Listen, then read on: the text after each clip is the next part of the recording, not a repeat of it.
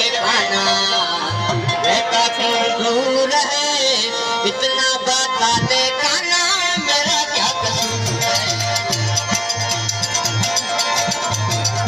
मुखी जो मोड़ के रहता क्यों दूर है, मुखी जो मोड़ के खाना रहता क्यों दूर है, इतना बता दे खाना मेरा क्या कसूर है, इतना बता दे कृष्ण मेरा क्या कसूर है।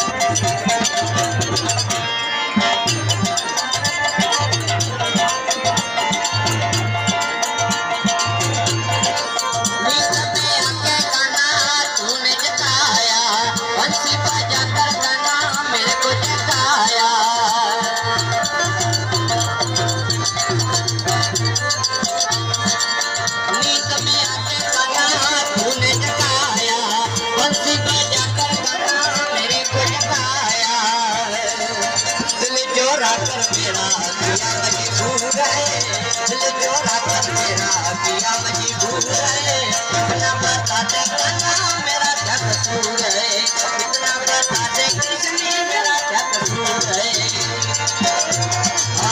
मुखी जो मोड़ के खाना रहता क्यों दूर है, मुखी जो मोड़ के कृष्ण रहता क्यों दूर है, इतना बता दे खाना मेरा क्या कसूर है, इतना बता दे कृष्ण मेरा क्या कसूर है।